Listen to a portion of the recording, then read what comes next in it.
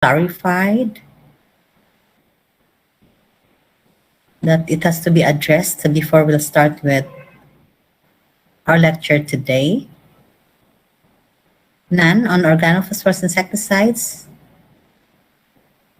Wala.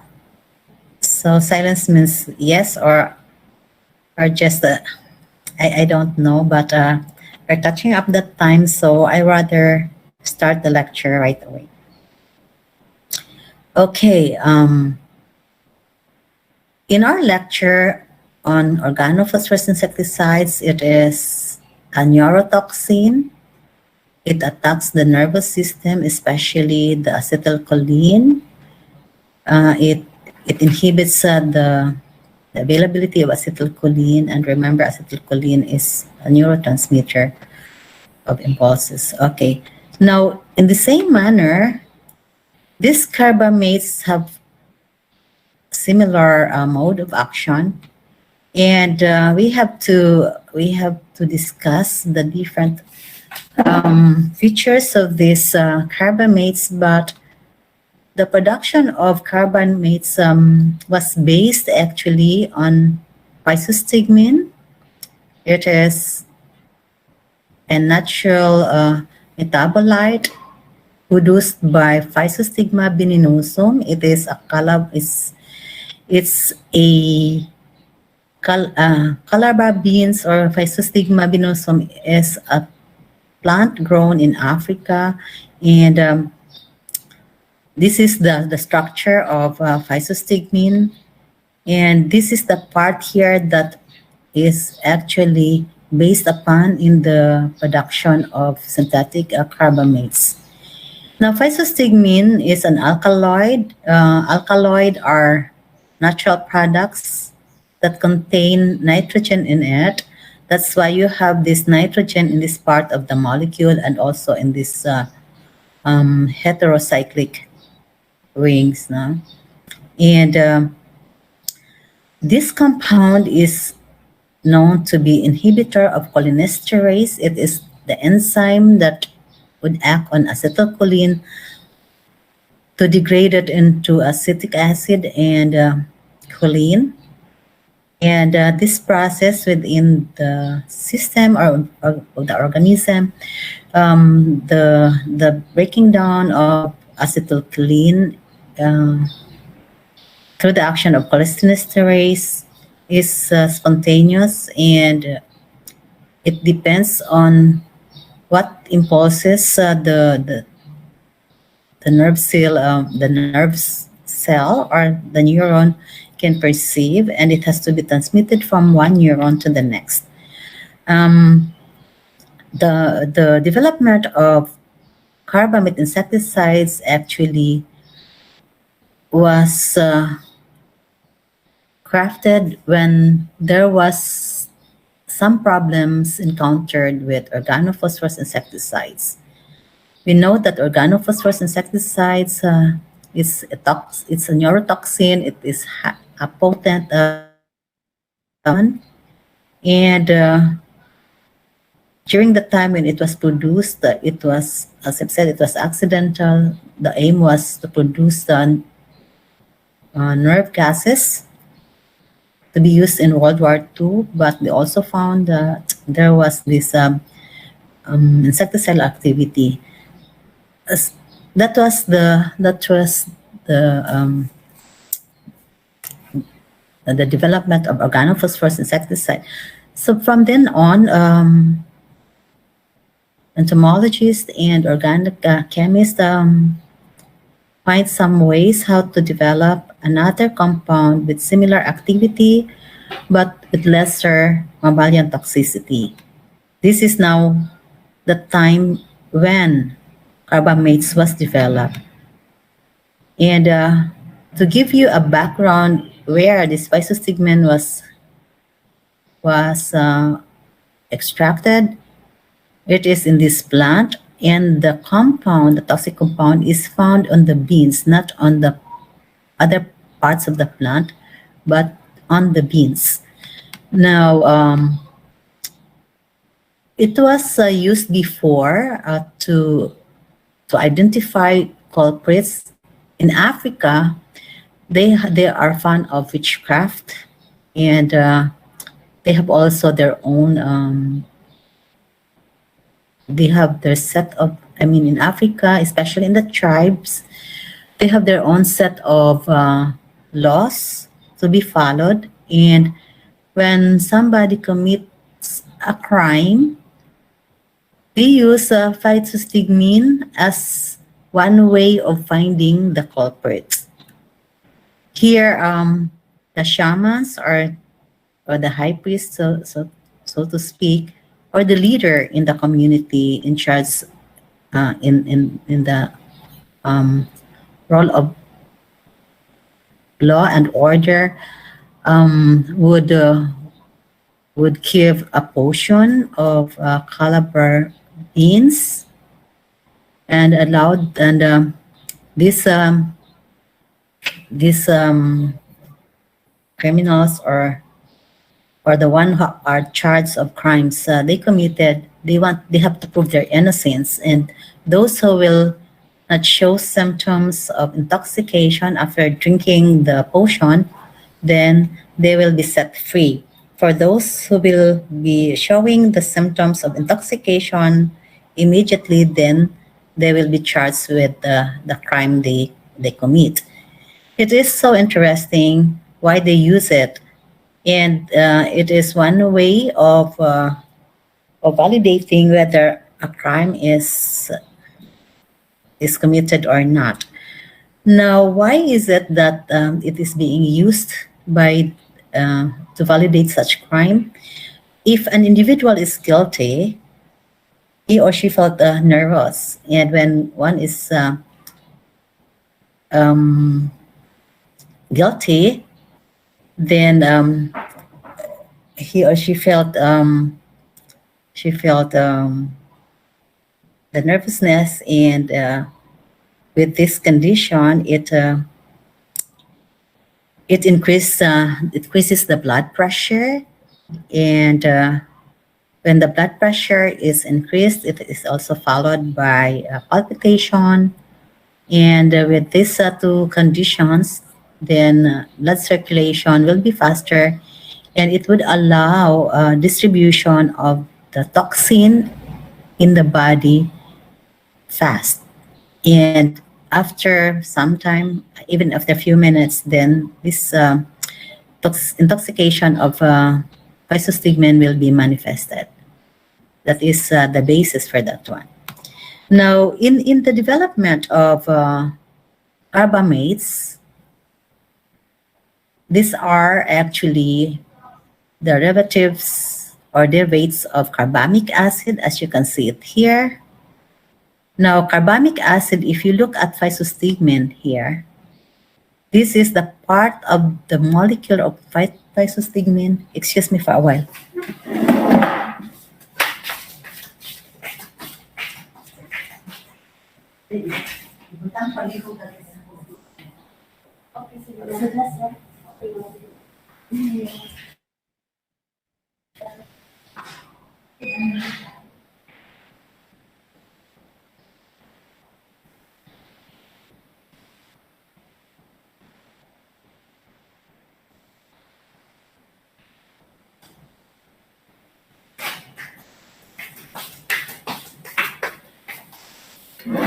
Okay, sorry. I had a visitor. Okay, so this is the part of the molecule of physostigmine that became the basis in the production of carbamates. This is the part here. Now, this carbamic acid is highly reactive. You can do a lot of substitutions here in N, and also in this hydroxyl moiety, you can also do a lot of substitution. Carbamic acid is actually a monoamide of carbon dioxide here, and this is a highly unstable compound that would be decomposed into carbon dioxide and ammonia. Its instability actually can be uh, improved, or it can be stabilized by forming salts such as ammonium carbamate, or by synthesizing alkyl or aryl esters, and you can do substitutions here and here. And here for R1 and R2, meaning residues 1 and residues 2, you can place here hydrogen, methyl, ethyl, propyl, or other short chain alkyls. In R3, in R3, this one, you can do substitution with phenol, naphthalene, or other cyclic hydrocarbon rings. Its discovery went back to late 1940s, and it was the time that the first carbamate pesticides were synthesized in an effort to develop new insect repellents. But the insecticidal properties of this carbamate were, were quickly recognized and appreciated during this time, and it was also the basis to improve, to have other products apart from organophosphorus insecticides. The carbamate insecticides were developed in the 50s in search for insecticides with the same activity with that of the organophosphorus insecticides, but this time it would have greater specificity and lower mammalian toxicity. We have to give credit to Hans Geissen, who initiated the successful development of carbamates as an insecticide in Switzerland, and he worked together with Robert Metcalf in the US, who was a renowned entomologist, and their efforts led to the discovery of an aryl methyl carbamates, and they produced carbaryl and manufactured by one of the pesticidal companies, the Union Carbide. Okay, and now in the production of carbamates, many insecticides were produced based on the different substitutions, and they could be classified as naphthyl.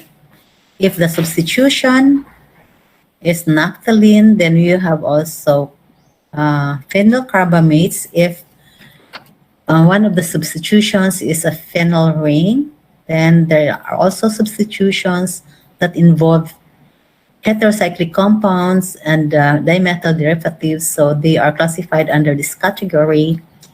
And lastly, we have oximes as one of the big groups under carbamates. We have to discuss these four groups in one. First, we have naphthyl. The word naphthyl itself indicates that R3 here is substituted by naphthalene. Naphthalene is a compound composed of two benzene rings fused together. Here with naphthyl, replacement of one nitrogen with methyl result groups would, here for instance, this is the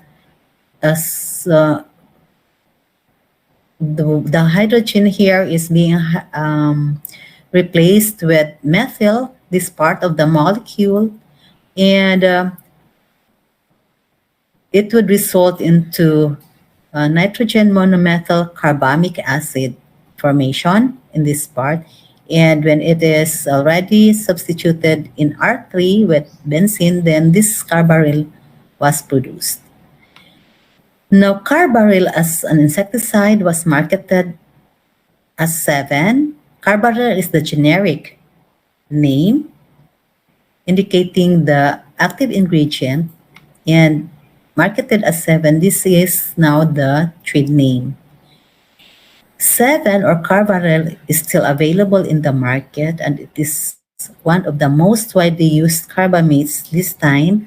Usually they are carbaryl or 7 is used as seed coat to protect seeds, especially if they are intended as planting materials against storage pests. Then the next group is the phenylcarbamates. You have to look at how it differs from naphtha. Going back to naphtha, here with naphtha, the substitution is in hydrogen and R3. In the same manner, there is also a substitution in R1 or R2 here with methyl, and then with R3 here you have a phenyl ring, and you could also add more with this part of the molecule by adding some functional moiety that can improve the insecticidal property. In the case of phenol, the position of R would determine the toxicity of phenylcarbamates. This can move actually with this part of the molecule. It can move around. So you have these isomers produced. The position of R here would determine whether the compound produced is toxic or not. Now, carbamates is a potent inhibitor of acetylcholinesterase, just like that of organophosphorus, and its inhibition is done by interacting through van der Waals forces at the esteratic site, where normally acetylcholine interacts. Now, the enzyme acetylcholinesterase would have an esteratic site. Since it is an ester, it is in the esteratic site that this part would bind into. And normally that part of the enzyme is usually intended for acetylcholine under normal condition. But then if there is carbamates in it or OPs, for this purpose, there would be carbamates in it. This part of the carbamate would interact, as I've said, with the esteratic site of the enzyme, making acetylcholine concentration to increase. Since acetylcholine could no longer be degraded into acetic acid and choline. And we have to remember that acetylcholine is a compound that is involved in the transmission of impulses.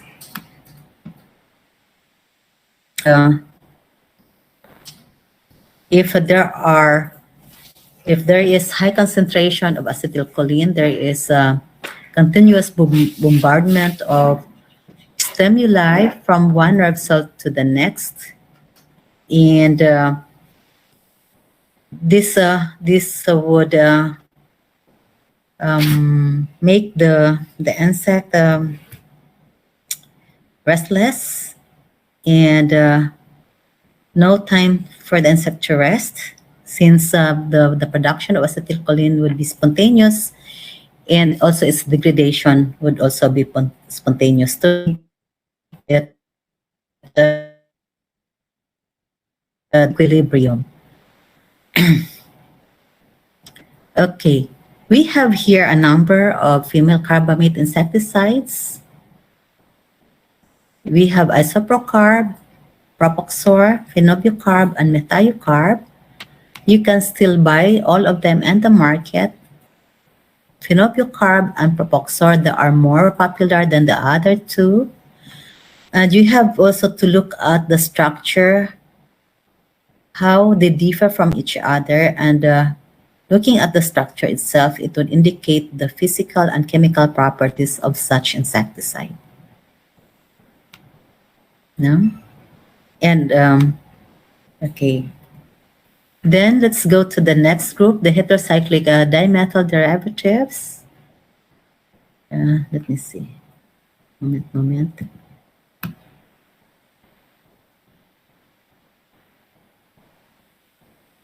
What I have here, I have to move this up.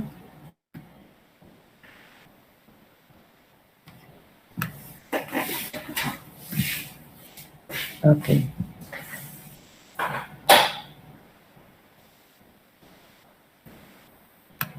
Momentum. Okay, back to heterocyclic dimethyl derivatives. This is a carbamate with cyclic compound which has atoms of at least two different elements as members of its rings. You have here rings. And in heterocyclic dimethyl carbamates, the substitution in R3 are aromatic rings other than hydrocarbons.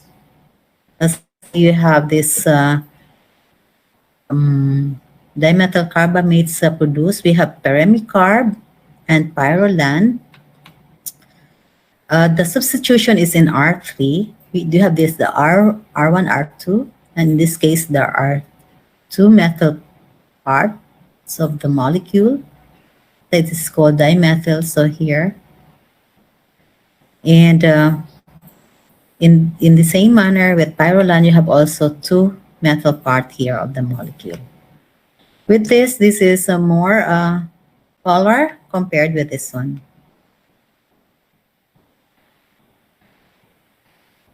Then we have also other heterocyclic dimethyl carbamates like carbofuran. You have here two methyl, that is two methyl functional moieties here and also here. In the case of carbofuran and carbosulfan, carbofuran differs from carbosulfan in this part of the molecule. Here, carbofuran is simpler than this carbosulfan. This is more toxic than carbofuran. And for benfuracarb, you have also the same structure in this part of the molecule. It varies in R3. Usually in R3, in R1 I mean, it is, you can play around with many of these substitutions. But in R3, you have to remember that the substitution would involve phenyl rings or aryl rings. Now the last group under carbamates, we have the oximes. These are derivatives of aliphatic oximes rather than esters. What you have seen in the previous groupings of carbamates, they are esters, but this time with oximes, instead of aliphatic substitutions, it could either be as aldehyde or ketone, and they possess a higher degree of toxicity. In oximes, the N is directly attached to the oxygen, and the double-bonded hydrogen or nitrogen is attached to the carbamate moiety in R3. So you have here R1 and R2, then the R3 here in this part of the oxime. Now we have two carbamate insecticides that are popular in the market. We have the aldicarb and methomyl. Methomyl exists in two stereoisomers, meaning the planar position of the structure could be in this position or in this position, and both are toxic. Now let's go to the mode of action of carbamates. Carbamates are acetylcholinesterase inhibitors, so they have the same action as that of the organophosphorus insecticides. Now, in the process of intoxication, carbamates would bind with the stereotic site of the acetylcholinesterase, forming a carbamate enzyme complex. Now, under normal conditions, since it would attack the acetylcholinesterase, which is also the site for acetylcholine, there will be a competition of acetylcholinesterase with that of carbamates and the acetylcholine. Now, the carbamates that had already been bound to the acetylcholinesterase, they will not be dissociated faster than acetylcholine in the acetylcholinesterase complex. Now, you don't have to be confused. Under normal condition, when there is no toxicant present, like carbamates or OPs, after the transmission of impulse from one nerve cell to the next, aided by acetylcholine, this acetylcholine should be degraded. They have to be degraded by acetylcholinesterase to become acetic acid and choline, to be a reserve once it will be needed again. But if there is no degradation of acetylcholine, then the concentration of acetylcholine would increase. When carbamates are present, they would bind with the acetylcholinesterase, and what would happen, there is this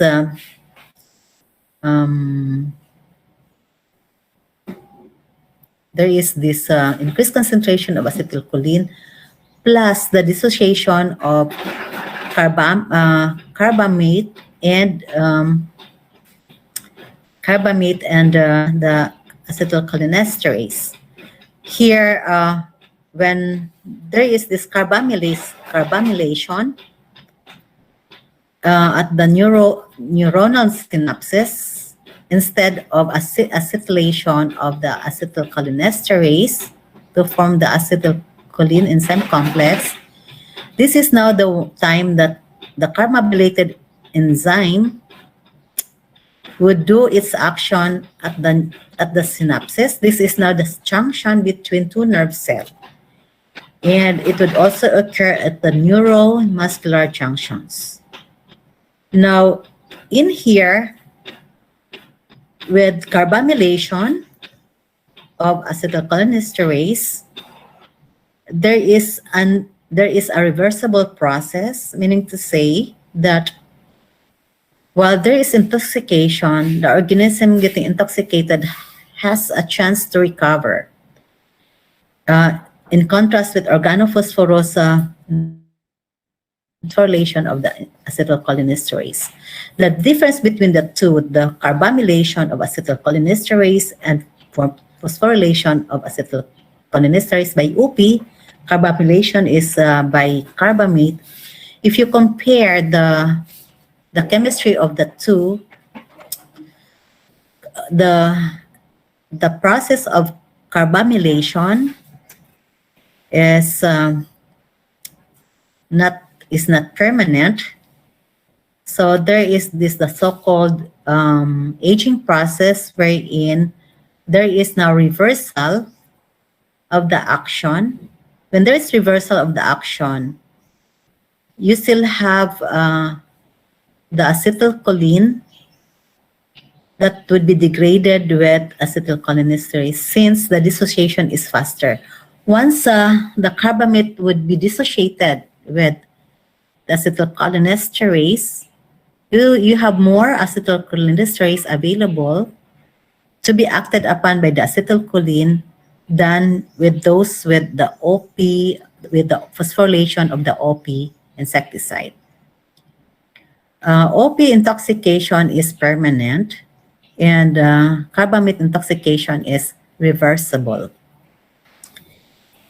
The action in terms of toxicity for OP poisoning is faster than with carbamates, but it depends on the concentration. If the concentration is higher, then it would also exhibit similar symptom of that OP poisoning.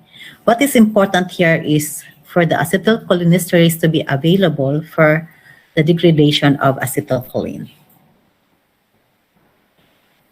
That is it for our lesson 4.3 that is on carbamates. And we have to recapitulate or to summarize what are the information we have gathered from this lecture. And I may call one of the students here to summarize what you have learned.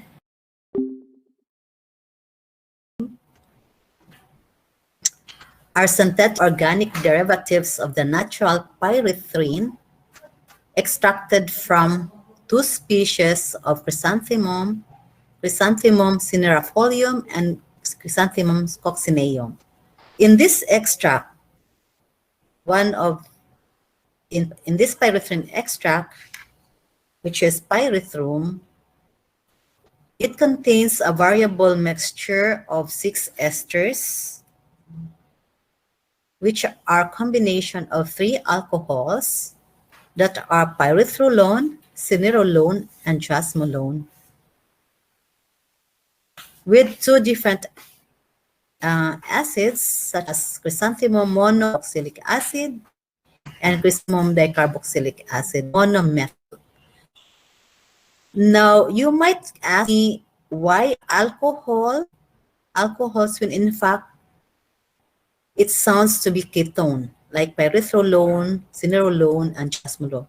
If in chemistry, if the compound would end if the compound would end in ONA or ON, then it indicates that that compound is a ketone. But why alcohol?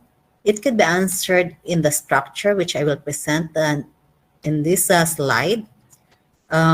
We have here the pyrethrilone, cinerolone, and jasmolone as alcohols, as 3 alcohols. This is the part of the molecule that indicates that they are ketone.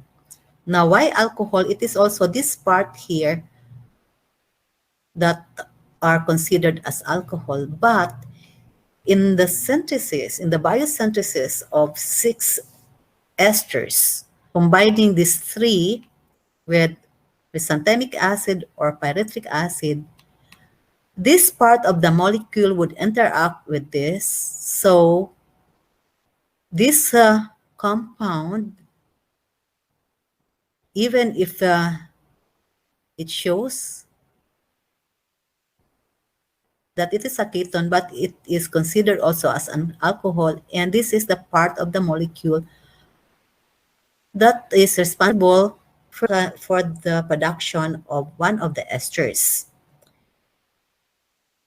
And also with this one, part would bind with part, and this part would bind in this part. So we have also other acids that could be any of these 3. And for this first acid, it is considered as monocarboxylic acid. It contains only 1 unit of carboxylic acid here.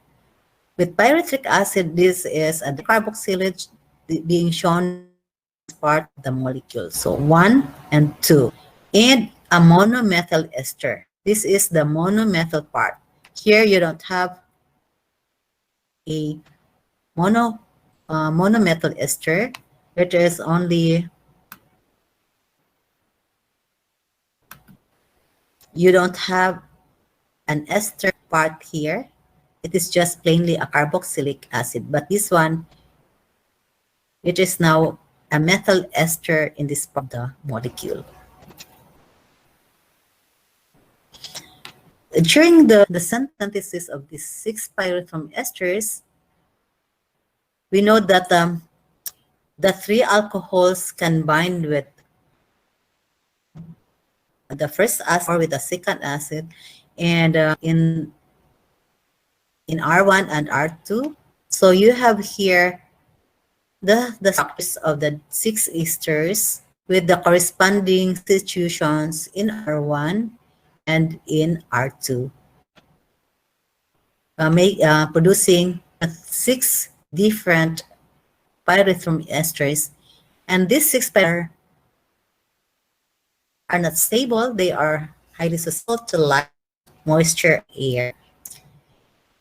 And they possess knockdown properties in insects. When they possess knockdown properties of insects, the insects that are getting in contact with either of these 6 esters would be knocked down right away. But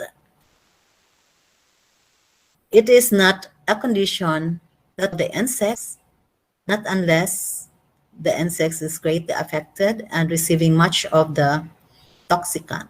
But if the insects exposed to these esters are of the sublethal doses, then they are able to recover.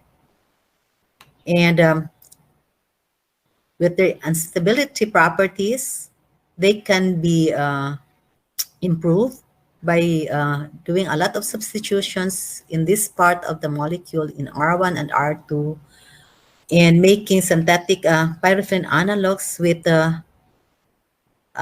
longer stability and also with increased efficacy.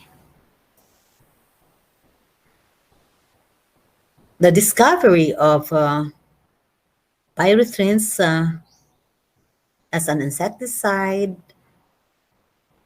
was was recorded in 1945, and the structures of which were elucidated by Godin and company in 1966 after 20 years, and the insecticidal activity of pyrethroids after producing the pyrethroid was reviewed by this 3 group of scientists, Crombie and also his associate. And so there were 3 groups that conducted and reviewed the activity of pyrethroids. They were the Japanese scientists in 1971, and Jean Elliott, that they are British, and also Crombie. They work in Rothamsted Research Station in United Kingdom, and with their results after reviewing this is now the start of the second and third generation pyrethroids. The synthetic analog were being developed to increase botanical activity of pyrethrum and so to produce products that are more stable with relative persistence. Persistence and efficacy in pyrethrums were liked by farmers. That's why many of the farmers prefer to use pyrethroids over other kind of insecticides. And in the development of pyrethroids is categorized into generations. You have here the first compound that was actually developed was alethrin. Here followed the methrin and permethrin, then the other type of insecticides as well. Now, in the course of development of pyrethroids, starting from 1949 until now, these synthetic pyrethroids are classified into first generation pyrethroids, the first one that was ever produced. Then the ones that were produced in 1965 to 1973, they are classified as second generation pyrethroids. And almost in towards the later part of the production of second generation pyrethroids, there was also a production of the third generation pyrethroids in 1972 to 1973. Then after that year, the fourth generation pyrethroids were produced. We have to differentiate each of these grouping of pyrethroids one by one, how they differ from each other. And we'll start with the first generation pyrethroids, the allotrine. It was synthetically produced and appeared in the market in 1949. And if you look at the structures, you could see that it is quite complex. Producing such compound would take 22 chemical reactions to produce such compound. Now here, this is the first type of pyrethroids which is not stable. It is highly sensitive to light, to air, and temperature. And its production was mainly for the control of indoor pests. Indoor pests could include household pests such as cockroaches, flies, and other pests that are occurring indoor. The second generation pyrethroids, there were five of them being produced. We have tetramethrin in 1965, followed by resmethrin in 1967. Resmethrin was 20 times more effective as pyrethrum, and its activity of pyrethrum was even further enhanced with the production of resmethrin being 50 times more effective or as effective as pyrethrum in 1967 also.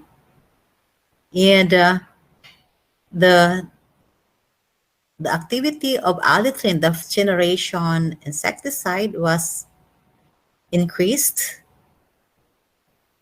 with the production of bioallotrine, and finally phenolphthalein was produced in 1973.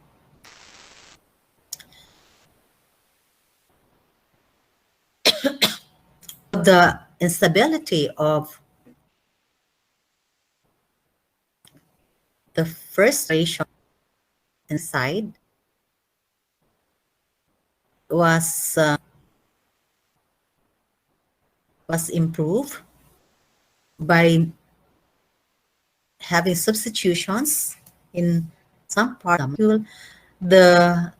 The photolabile functional moieties was replaced now with dichlorophenyl dibromovinyl substituents in the aromatic rings to make the compound more stable and even more persistent.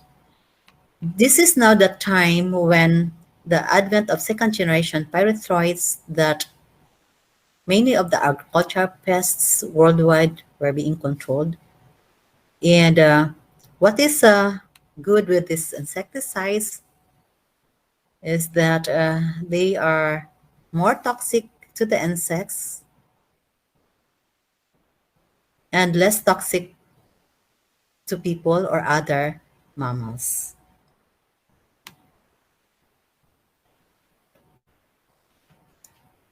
So these are the structures of tetramethrin and biosmethrin, and resmethrin and bioaltrin. If you could the structures, you can find difference in each of them. In the case of trimethylene, it is similar in this part of molecule containing the propane, this ester part, but it occurs in the other part here. You have here heterocyclic ring, but we have here the pyran and the furan with nitrogen substitution in one carbon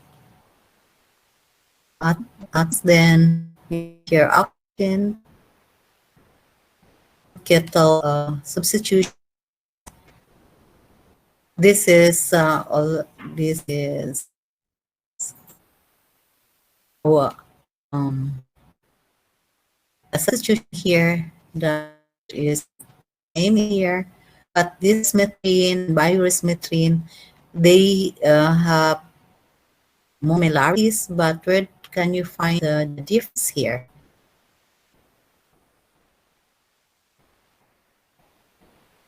Where can the difference? Actually in the position. Here, you have here the addition of oxygen in and there is no oxygen. I mean, the position of oxygen is different with the bioresmethane. Now, even changing the position would also affect the efficacy. A bioresmethane is more potent than resveratrol, and allicin is more potent than allicin. So we have to compare bioallicin from allicin. Where is the difference here? So here it is spent in the allicin of the difference now is in a press of hydroxy on the methyl functionality than here. So okay, now in the third generation pyrites, there is no the addition of halon in the molecule, and also the addition of cyanoactive is part of the molecule. This generation and pyrites produce we are two kinds of insecticides produced, permethrin and fenvalerate,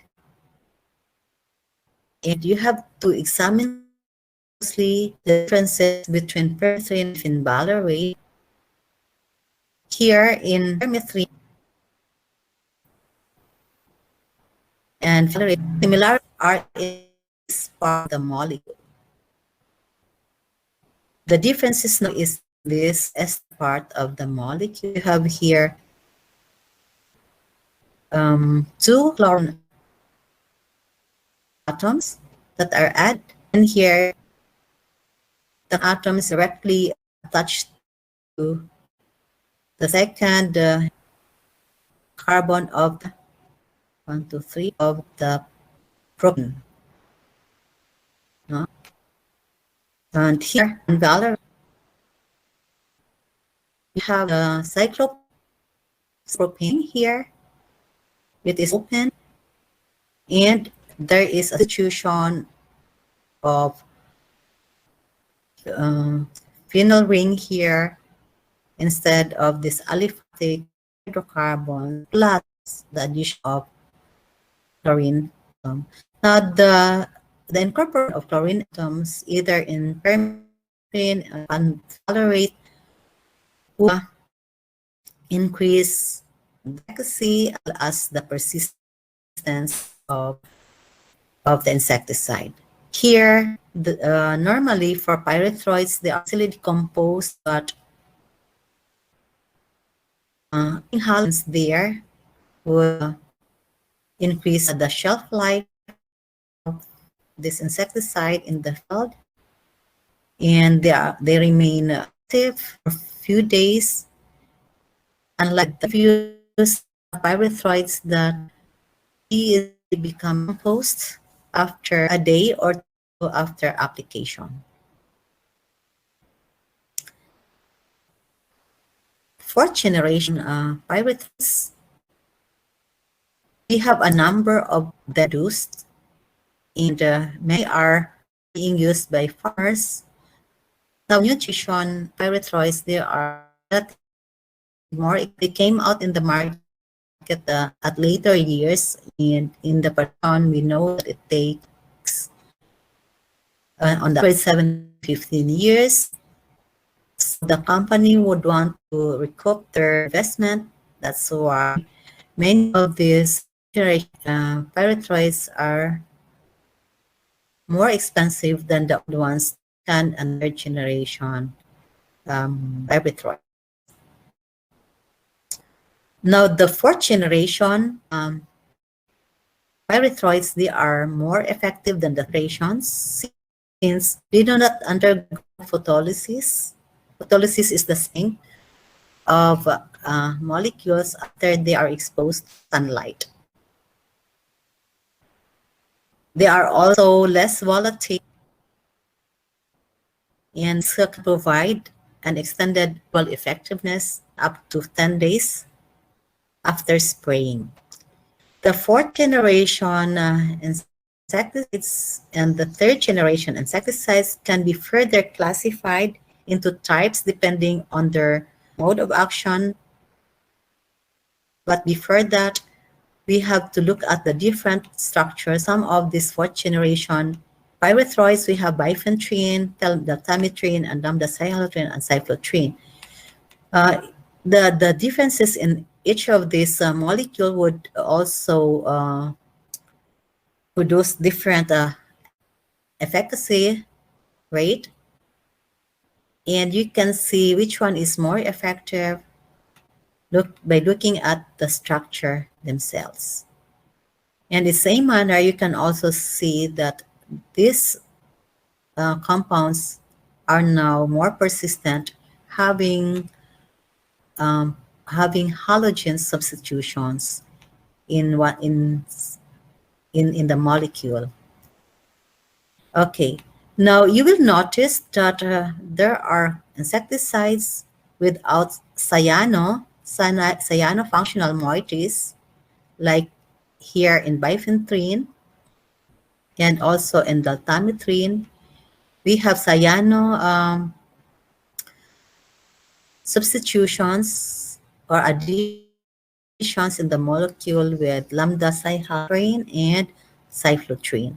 Now, the presence of cyano functional moiety would affect the activity of these pyrethroids, and we have it classified into type 1 and type 2.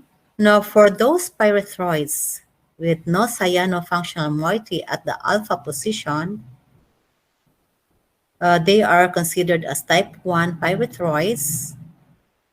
And one condition that they belong to this type of pyrethroids is also the presence of the basic cyclopropene and carboxylic esters. We have a number of type 1 insecticides. They are the alethrin, permethrin, bifenthrin, and daltamethrin. And for type 2, we have those that with cyano moiety at the alpha position. The one I showed you a while ago. So here, this is alpha. If it is up, then it would be beta. So this is an alpha position of the molecule. You have the cyanos, belongs to group or type 2. And without the cyano, then they belong to type 1. Now with type 1 pyrethroids, they have the ability to knock down the insects quickly. In the case of type 2, there is no knockdown active, but it induces higher insect mortality. With this condition, the effect could be seen immediately after the insects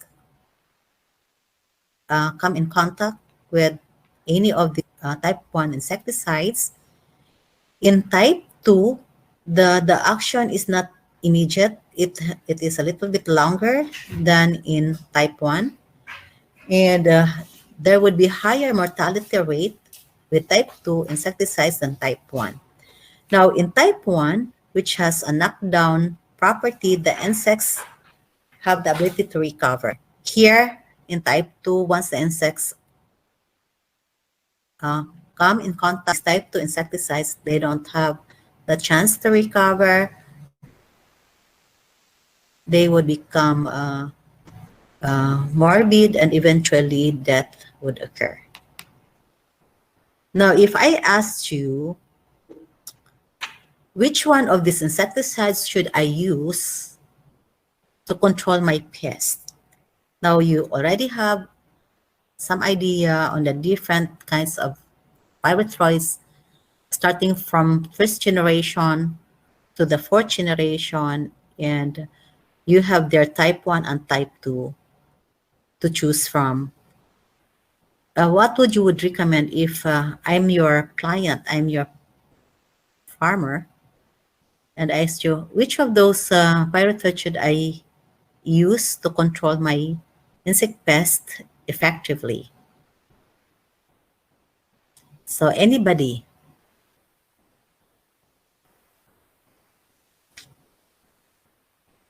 Um, we will have a role, we will be having a role playing here before I'll proceed to the next part of the lecture.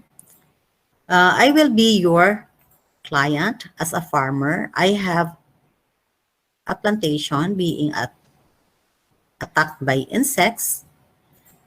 Many of the insects, both chewing and sucking insects, and it caused a lot of damage on my crop. I ask help from you and asking recommendation, which of those insecticides belonging to pyrethroid should I use? Should I use the type 1 or the type 2? I will ask Mecca. Mecca, can you give your recommendation to me? Or Jamar?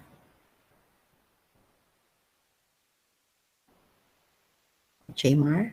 Either Mecca or Jamar can answer. And this is the type of question that I will be giving you in the final exam, some situational analysis. Your answer could either be any of those, but it depends now on your justification. Okay. Andrew or Jamar, can you recommend to me which of those pyrethroids should I use?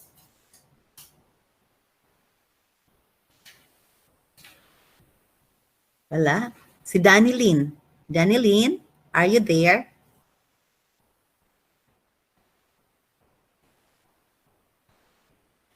Si Mika. Can you hear me, Mika? Or si Leo? Leo? Yeah. You, Chris? Yes, ma'am. Yeah. Which of those of insecticides should I use? Para na ako, ma'am, kaya ang type 1, ma'am. Type 1. Can you explain to me why I have to choose type 1? Because, kuan ma'am, kanang ang katong base sa imo gisulti, chewing o sucking, mas kung type ni mo gamiton, mas dali ra siya knockdown, mapatay dayon. Ang kuan. Mao to, ma'am.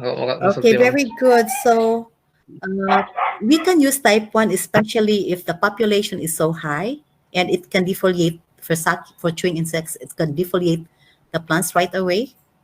And also with sucking insects, if the population is already too high and it would suck the sap, giving greater damage to the crop. You are exactly right in this recommendation.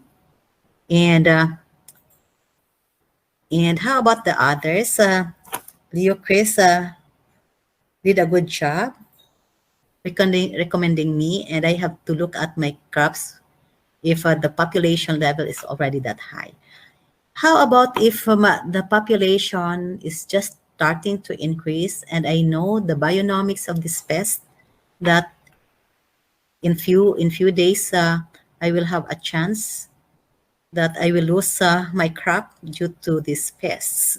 What kind of insecticide should I use? I can call now. Si Jay, do you have some recommendations? Your answer could either be yes or no. As I've said, it depends on the justification.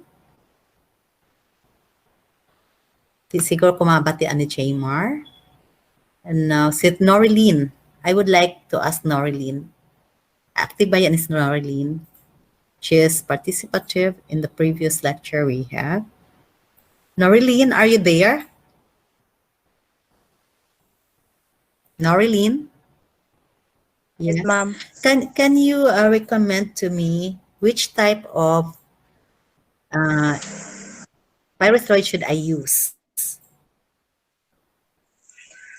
For me, ma'am, it's type 2 siguro, ma'am. Why? Eh, there's a table, ma'am, Uh-huh. kanang murag it can gradually kill insects based on the situation you give it. Or to. Yeah, you are right. Since the damage is not that immediate,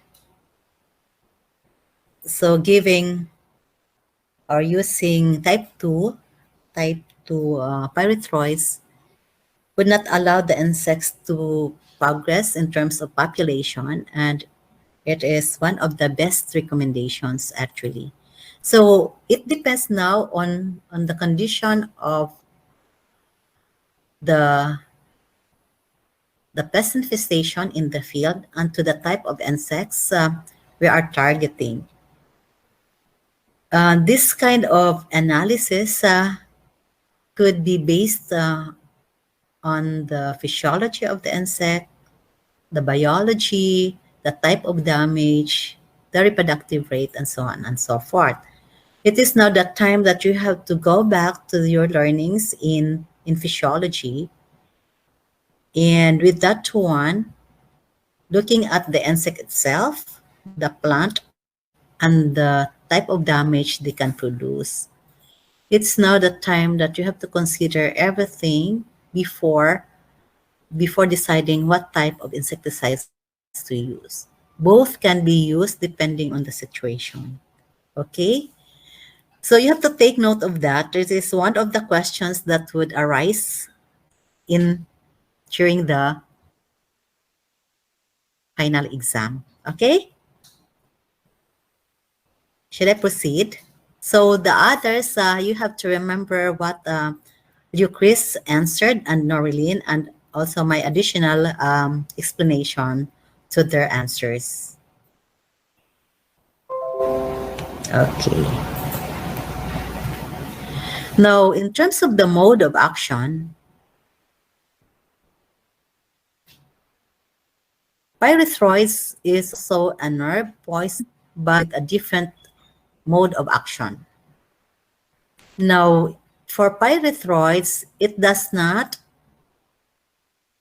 for pyrethroids, action is not on the acetylcholine,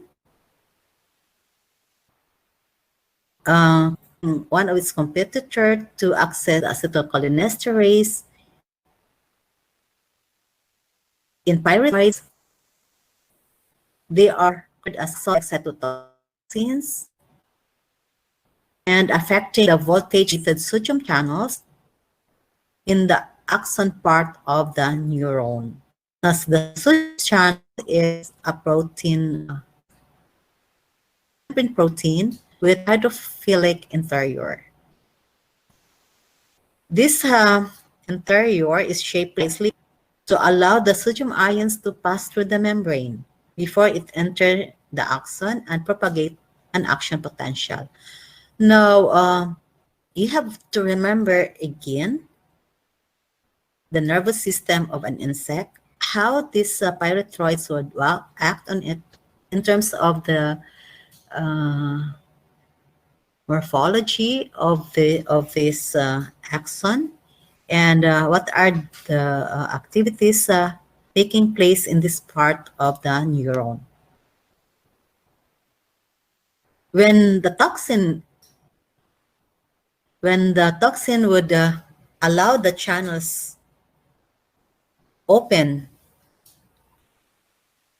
for quite a long, the nerves cannot repolarize. It would leave the axonal membrane permanently in the depolarized state, and in this manner, it could cause paralysis of the organism. Um, it is the reason why insects exposed to this different kind of pyrethroids would exhibit different kinds of intoxication. But the most important thing to remember is that it would cause paralysis of the insect by permanently depolarizing the axon membrane. In many of those pyrethroids, especially produced in 1960 until the 70s, up to 1973, many of these pyrethroids